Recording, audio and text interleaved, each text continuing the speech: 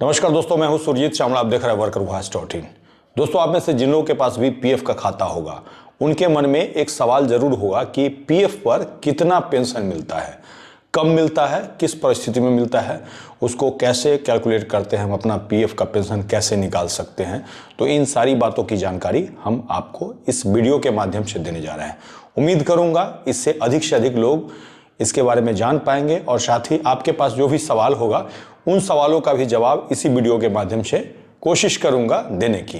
तो आइए हम इसको स्टेप बाय स्टेप करके जानते हैं। दोस्तों, जो लोग भी प्राइवेट कर्मचारी के रूप में, सरकारी कर्मचारी के रूप में, मजदूर के रूप में काम करते हैं, तो मुझे लगता है कि सभी लोग ईपीएफओ से वाकिफ होंगे। सरकार ने ईपीएफओ संस्था का गठन कर्मचारियों को आर्थिक रूप से मजबूत बनाने के लिए किया था और ये एक लॉन्ग टर्म इन्वेस्टमेंट प्लान है जिसके तहत पहले की तुलना में, अन्य बैंकों की तुलना में आपको अधिक ब्याज मिलता है और साथ ही इसमें पेंशन की भी सुविधा दी जाती है और भी सुविधा दी जाती है जिसके बारे में हमने पहले भी जानकारी आपको दी है। लेकिन आज जो मैं आपको बताने जा रहा हूं कि ईपीएफओ से कितना पेंशन एक कर्मचारी को मिलता है और कब मिलता है। दोस्तों, आप किसी ऐसी कंपनी या संस्थान के अंदर काम करते हैं जहां 20 या 20 से अधिक कर्मचारी कार्यरत हैं, तो ऐसे में आपके एम्प्लॉयर यानी कि कंपनी या मालिक की जिम्मेवारी बनती है कि वो खुद जाकर के ईपीएफओ विभाग के पास रजिस्टर्ड हो, उसके बाद आपका पीएफ का खाता खुलवाए।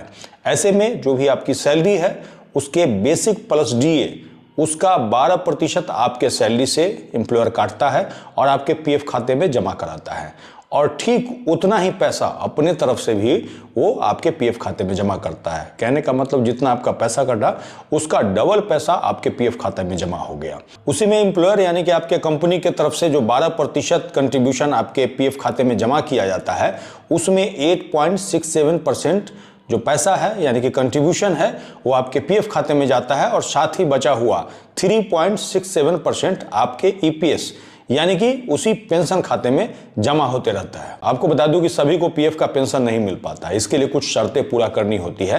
कहने का मतलब आपको कम से कम 10 साल की सेवा पूरी करनी है, तभी जाकर के 58 ईयर्स के बाद आपको पीएफ का पेंशन मिल पाता है।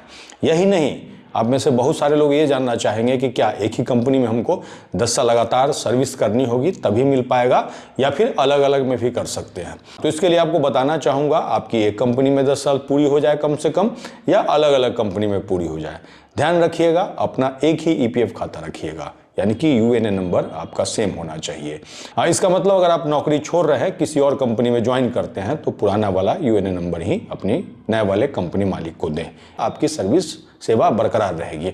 कम से कम 10 साल वाले को पीएफ पेंशन का हकदार माना जाता है, लेकिन ज़्यादा से ज़्यादा जितनी सैलरी होगी उसी के हिसाब से पीएफ आपको मिलेगा और उसी का कैलकुलेशन आज मैं इस वीडियो के माध्यम से बताने जा रहा हूं। आपको बता दूं कि पीएफ पेंशन की गणना को लेकर के ईपीएफओ ने खुद ही एक कैलकुलेटर बनाया है जिसका फॉर्मूला पेंशन योग वेतन और पेंशन के लिए सर्विस से तय होती है, जो कि कम से कम 10 साल होनी चाहिए।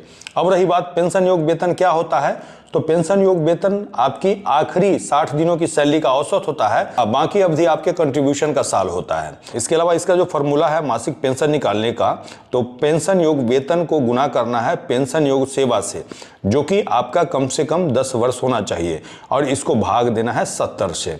ऐसे में मान लीजिए किसी कर्मचारी की पेंशन योग वेतन 15,000 रुपया है और उसने 10 साल की सेवा की है, तो ऐसे में उस फार्मूला से अगर आप कैलकुलेट करेंगे तो उसका मासिक पेंशन 2143 रुपया होगा, जो कि उसको हर महीने मिलेगा।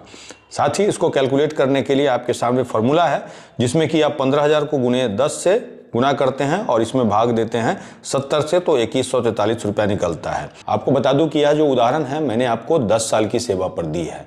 कहने का मतलब जितना आपका सेवा बढ़ता जाएगा वैसे वैसे पेंशन बढ़ता जाएगा। इसी आपके ईपीएफ पेंशन को लेकर के हाल ही में सुप्रीम कोर्ट के द्वारा एक बेहतरीन जजमेंट आपके लिए दिया गया था, लेकिन बाद में उसको सरकार फिर से रीअपील में ले आती है और वो जजमेंट खत्म किया जाता है, उससे आपका पेंशन बढ़ जाता है। इसके लिए भी लोग अभी भी लड़ाई लड़ रहे हैं। ऐसे में पहले सरकारी कर्मचारियों को अगर अंतिम सैलरी 50,000 होती थी तो उसका 25,000 रुपया उनको पेंशन के रूप में मिलता था, लेकिन अब ये देख लीजिए 15,000 रुपया में कितना पेंशन मिल रहा है। तो क्या ऐसे में सभी लोगों का गुजारा हो पाएगा इतने कम पेंशन से, जिस तरह की अब भी महंगाई बढ़ी है? इस पे सरकार को विचार करना चाहिए और आपका क्या कहना है कमेंट्स में लिख करके जरूर बताएंगे। अगर आप इसको डिटेल में पढ़ना चाहते हैं तो आप हमारे ब्लॉग www.workervoice.in पे जा सकते हैं, जिसका लिंक नीचे वीडियो के डिस्क्रिप्शन में मिल जाएगा। अगर आप हमें फेसबुक पे देख रहे हैं तो पेज को लाइक करेंगे, यूट्यूब पे देख रहे हैं तो चैनल को सब्सक्राइब करेंगे, वीडियो को अधिक से अधिक शेयर करेंगे ताकि अधिक से अधिक साथियों तक जानकारी पहुंच पाए। इसके साथ ही विदा लेता हूं, जल्द ही एक नई जानकारी के साथ मिलते हैं। धन्यवाद।